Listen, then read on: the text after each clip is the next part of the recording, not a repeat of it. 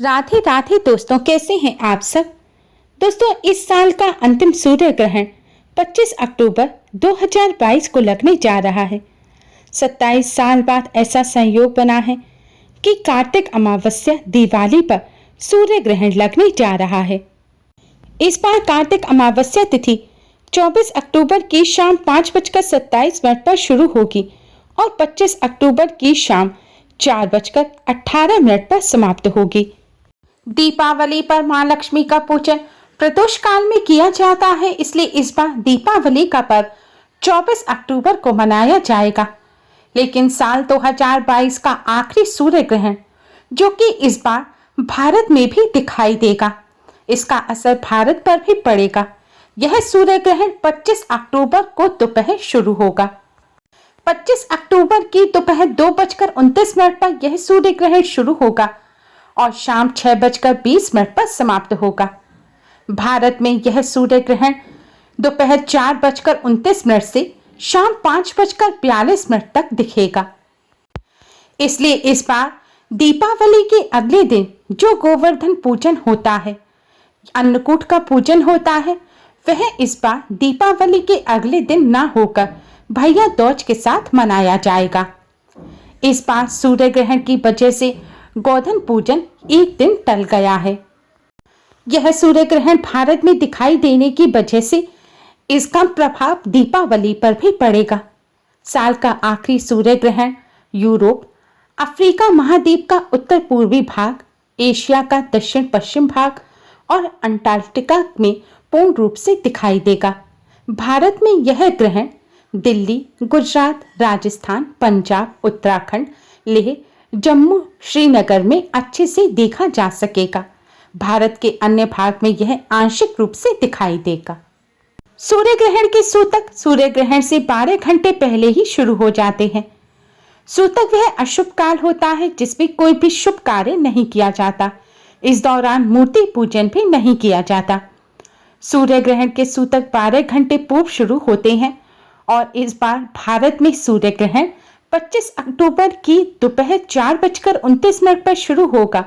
इसलिए इसके सूतक भारतीय समय के अनुसार भारत में 25 अक्टूबर की सुबह 4:29 पर ही शुरू हो जाएंगे, जो कि सूर्य ग्रहण के साथ ही शाम 5:45 पर समाप्त होंगे। सूतक काल में कोई भी शुभ कार्य और पूजा पाठ नहीं किए जाते। सूतक के समय सभी मंदिरों के कपाट भी बंद कर दिए जाते हैं। इसी वजह से गोवर्धन पूजन 25 अक्टूबर की बजाय 26 अक्टूबर को होगा। ग्रहण के सूतक के समय से ही मूर्ति पूजन बंद कर दिया जाता है। मूर्ति पूजन वर्जित होता है। इस समय यज्ञ इत्यादि भी नहीं किए जा सकते। इसलिए ग्रहण के सूतक लगने से पहले ही मंदिर के कपाट बंद कर दिए जाते हैं। घर के मंदिर पर भी पर्दा डाल देना चाहिए, जिससे आपको भगवान जी के दर्शन ना हो। ग्रहण के सूतक के दौरान मंदिर में ना तो दिया जलाया जाता है, ना ही भगवान जी को भोग लगाया जाता है। लेकिन ग्रहण और सूतक के दौरान पूजन का विशेष महत्व होता है। कहते हैं सूर्य ग्रहण और सूर्य ग्रहण के सूतक के दौरान जो पूजन किया जाता है, उसका 10 लाख गुना अधिक पुण्य फल प्राप्त होता है। जैसे आप एक बार गायत्री मंत्र का जाप करेंगे तो वो आपको 10 लाख गायत्री मंत्र के जाप के बराबर पुण्य प्रदान करेगा। इसलिए ग्रहण और ग्रहण के सूतक के दौरान पूजा पाठ का विशेष महत्व होता है। मूर्ति पूजन बंद होता है, लेकिन आप मानसिक पूजन जैसे कि माला का जाप करना, मंत्र का जाप करना, मन ही मन आप अपने इष्ट के मंत्र का जाप विशेष तौर पर सूर्य ग्रहण के दौरान सूर्य देव के मंत्र का जाप करना चाहिए। इस दौरान भगवान विष्णु जी के 12 मंत्र का जाप करें। मां लक्ष्मी की कृपा प्राप्त करने के लिए मां लक्ष्मी के मंत्र ओम महालक्ष्मी नमः का जाप करें। अगर आप किसी रोग से पीड़ित हैं तो इस दौरान आपको महामृत्युंजय मंत्र का जाप करना चाहिए। अगर आप किसी ऊपरी बाधा, बुरी नजर या रोक टोक से पीड़ित हैं तो इस समय आपको हनुमान चालीसा और मां काली के मंत्र ओम ऐं ह्रीं क्लीं चामुंडाय बिच्छे का जाप करना चाहिए। अगर आप संतान सुख की कामना करते हैं तो आपको इस समय गोपाल मंत्र का जाप करना चाहिए। इसके लिए आप या फिर आप रुद्राष्टक का भी जाप कर सकते हैं। इस तरह से आप अपने इष्ट के मंत्र के साथ ही ग्रहण और सूतक काल के दौरान अपनी समस्याओं को दूर करने से संबंधित मंत्रों का जाप अवश्य ही करें। ऐसा करने से अन्य गुना पुण्य फल प्राप्त होगा और कष्टों का निवारण हो जाएगा। ग्रहण के सूतक काल के दौरान कम से कम बोलना चाहिए, भगवान में ध्यान लगाना चाहिए। सूतक काल के समय जितना मुमकिन हो योग और ध्यान करें, मानसिक शक्ति का विकास होता है। कहते हैं ग्रहण के दौरान नकारात्मक ऊर्जा बहुत अधिक बढ़ जाती है। ऐसे में मनुष्य के ऊपर यह बुरा प्रभाव डालती है।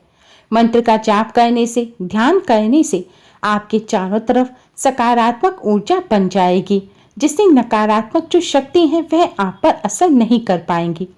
ग्रहण काल के दौरान इसीलिए लोगों का मन उदास भी रहता है और गुस्सा भी अधिक आता है, क्योंकि उन पर नकारात्मक शक्तियों का प्रभाव बढ़ जाता है। इसलिए इस दौरान नकारात्मक शक्तियों से बचाव के लिए भी मंत्रों का जाप करना चाहिए। शास्त्रों के अनुसार ग्रहण और सूतक काल के दौरान कुछ भी खाना पीना नहीं चाहिए, क्योंकि इस समय नकारात्मक शक्तियां बढ़ जाती हैं और खान पान की चीजों पर इनका प्रभाव पड़ता है।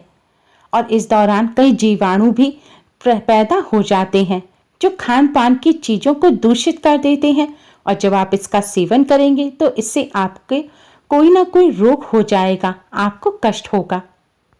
इसलिए ग्रहण काल के दौरान कुछ भी खाया पिया नहीं जाता।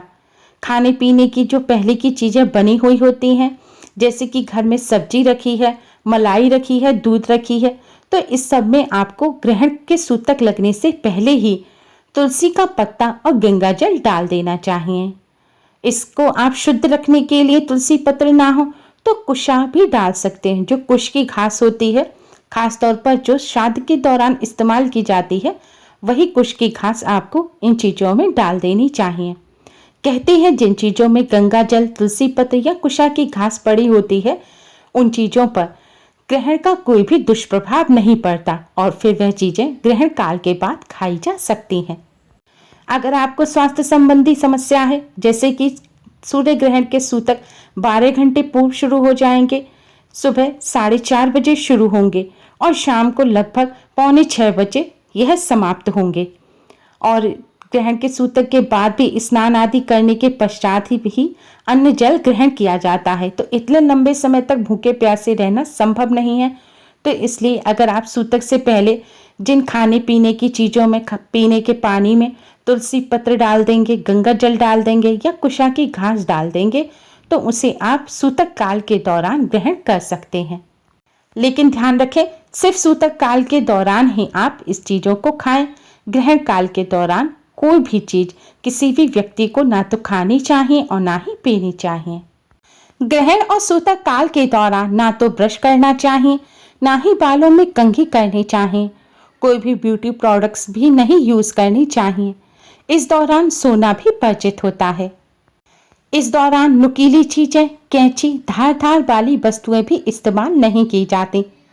ग्रहण और सूतक पर विशेष तौर पर गर्भवती महिलाएं और आपके घर कोई पशु हो, जैसे कि भैंस हो, बकरी हो, और वह गर्भवती हैं, तो उनका भी आपको विशेष ध्यान रखना चाहिए। कहते हैं ग्रहण का दुष्प्रभाव सबसे अधिक गर्भवती महिलाओं पर पड़ता है।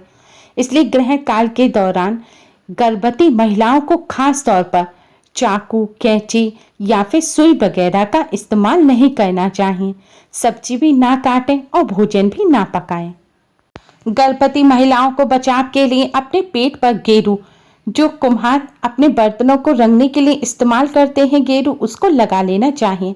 ऐसा करने से ग्रहण का दुष्प्रभाव गर्भ पर नहीं पड़ता। पौराणिक मान्यताओं के अनुसार ग्रहण के वक्त धरती पर खतरनाक किरणें आती हैं, जिसका बुरा प्रभाव बच्चों पर खास तौर पर पड़ता है। इससे बुरी शक्तियां सक्रिय हो जाती हैं और नवजात बच्चों पर इसका बहुत बुरा असर पड़ता है। इसलिए ग्रहण काल के दौरान नवजात बच्चों को अकेले नहीं छोड़ना चाहिए। ग्रहण और सूतक काल के दौरान ब्रह्मचर्य का पालन करें। ग्रहण समाप्त होने के पश्चात घर में झाड़ू लगाएं और फिर स्नान कर स्वच्छ वस्त्र धारण करें। ग्रहण समाप्त होने के पश्चात जो वस्त्र आपने पहन रखे हैं उन्हें ही पहनकर स्नान करना चाहिए। और फिर स्नान करने के पश्चात पूरे घर में गंगा जल का छिड़काव कर अपने मंदिर की सफाई करें। भगवान जी की जो प्रतिमा है उन्हें स्नान कराएं, तस्वीर है तो साफ कपड़े से पोंछें और दीपक जलाएं। इसके पश्चात ही अन्न जल ग्रहण करें। बड़े बुजुर्ग, बच्चे और अस्वस्थ लोगों के लिए ग्रहण के सूतक सिर्फ 5 घंटे पूर्व ही मान्य होते हैं, इसलिए ग्रहण शुरू होने से 5 घंटे पूर्व तक वह कुछ भी खा पी सकते हैं, लेकिन ध्यान रखें वही भोजन करें, वही जल ग्रहण करें जिसमें गंगा जल, तुलसी पत्र और कुशा की घास डली हुई हो।